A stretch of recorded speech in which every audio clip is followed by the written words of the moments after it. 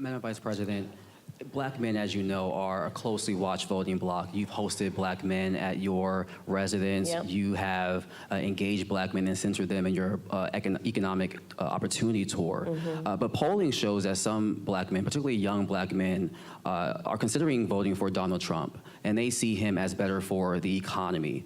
What is your message to young Black male voters who feel left out of this economy, and how can your economic policies materially change their lives? So I appreciate the spirit of the question, but I'll tell you, I've often been asked this question in a way that I've had to respond by first saying that I think it's very important to not operate from the assumption that Black men are in anybody's pocket. Black men are like any other voting group. You gotta earn their vote. So I'm working to earn the vote. Not assuming I'm going to have it because I am Black, but because the policies and the perspectives I have understands what we must do to recognize the needs of all communities. And I intend to be a president for all people. Specifically as it relates to what we need to do, to your point around economic opportunity. Yes, I started way before I was at the top of the ticket at what I called an economic opportunity tour, focused on Black men. Understanding that, for example, we have so many entrepreneurs in the community who do not have access to capital, but they've got great ideas, an incredible work ethic, the ambition, the aspiration, the dream, but don't have the relationships necessarily. So my work has included, as vice president, getting billions more dollars into community banks, including working with the big banks to do that, so that we can increase access to capital for our small businesses, for our startups. Part of my plan under my economic opportunity plan going forward is that right now, startup entrepreneurs, small businesses only get a tax deduction of $5,000. Nobody can start a small business with $5,000. So I'm expanding that to $50,000. Understanding, again, that when people have the opportunity to have the resources to get started, they're gonna put the good ideas, they're gonna put the hard work into it. And part of what I also know is that our young Black men, our Black men, just like any group of people, anybody, our small businesses are really the backbone of our economy overall. And when they do better economically, we all do better.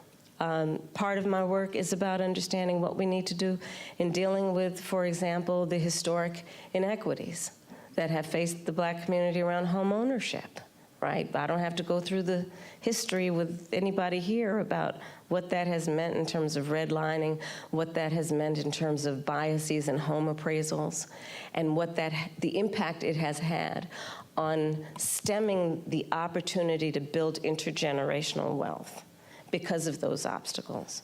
So part of the work that I have done and will continue to do is identify, speak truth about those obstacles, and address them. Another example is medical debt. 1 in 4 Black families or individuals is more likely to carry medical debt than others.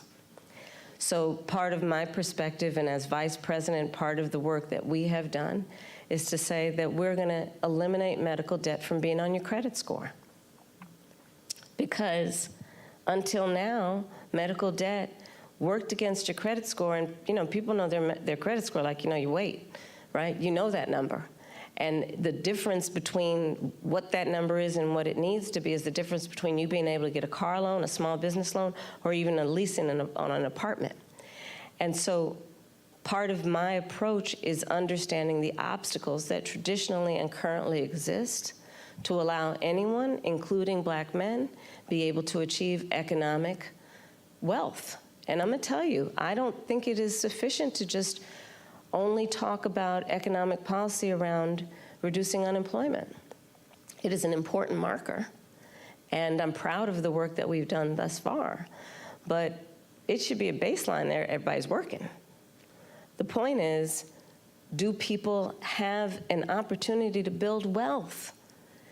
If that's what they choose to do, if that's what they want to do. And a lot of my perspective as we go forward is just that. I believe that there are a lot of opportunities that are available to the American people if we just see people and understand what they want for themselves and their families and then meet them where they are.